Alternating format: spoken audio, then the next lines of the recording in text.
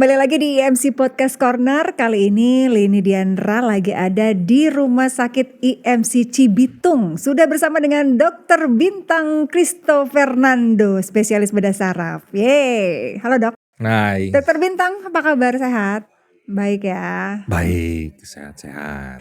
Ini biasanya pas dokter praktek, kasus yang paling banyak ditemui di sini apa dok? Kalau di sini kita punya banyak kasus-kasus tentang cedera kepala ya. Cedera kepala. Kerja terutama. Ini menarik ya kalau kita bahas ya. Katanya cedera kepala juga ada sisi gelapnya ya dok ya. Ada, boleh. Oke, menarik nih sisi gelap cedera kepala. Ini kayaknya berbau-bau konspirasi gitu ya dok ya judulnya ya.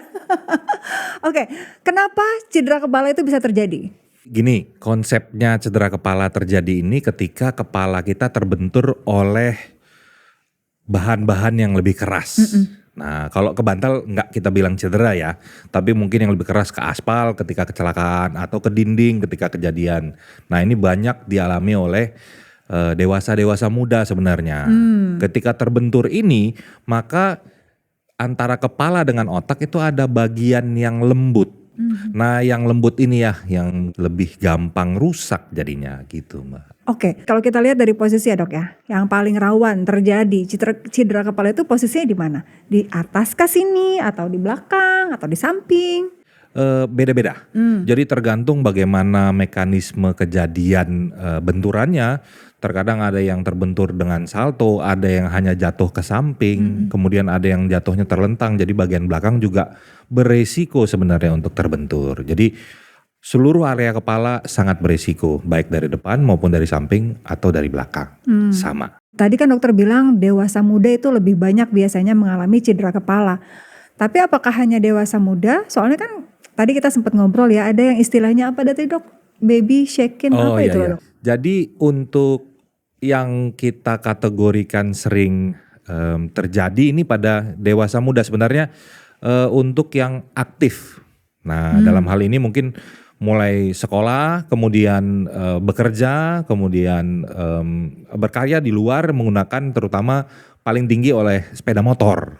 Tapi tidak menutup kemungkinan beberapa kejadian juga di kita itu pada usia-usia masih relatif lebih muda ya, mungkin 9-10 tahun. Mungkin ya kita tidak bisa melihat karena mungkin dilarang tapi masih colong-colong nih pakai motor di rumah padahal belum waktunya. Atau mungkin sepeda juga bisa. Oke, biasanya kan kalau kita terbentur ya, ada yang lebam misalnya gitu ya dok ya. Ada juga mungkin yang sampai berdarah gitu. Tapi kita nih nggak tahu nih apa yang terjadi di dalam ya kan. Mau nggak mau tentunya harus diperiksakan ke dokter. Betul. Oke, biasanya tuh dokter mendiagnosanya tuh seperti apa prosesnya. Kemudian hasilnya itu yang dokter akan informasikan ke pasien itu apa nih? Ketika terjadi cedera kepala, mungkin kecelakaan kan membawa kendaraan sepeda motor atau dari ketinggian yang melibatkan benturan pada kepala, segera dibawa dulu ke rumah sakit terdekat yang memang punya fasilitas pelayanan trauma center minimal. Ketika nanti sampai, maka biasanya dokter itu akan periksa. Mulai dari level kesadaran pasiennya ini yang datang, kemudian luka-luka secara fisik.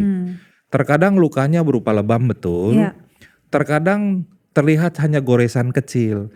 Tapi ternyata di bawah goresan kecil tadi teraba tulang yang mungkin blesek ke dalam, bekok gitu. Ini sisi gelapnya nih ya dok ya. Iya, betul. Yang terlihat hanya goresan di luar ternyata dalamnya. Betul. Apa tadi blekok namanya dok? Bekok ke dalam, penyok kira-kira gitu ya.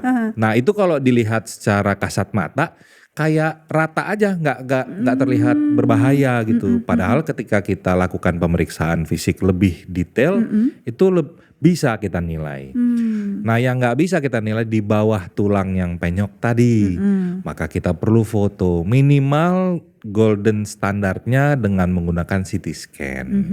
Makanya rumah sakit yang memang melayani pasien dengan trauma center diharapkan punya CT scan. Jadi tidak ada penundaan pada saat pelayanan.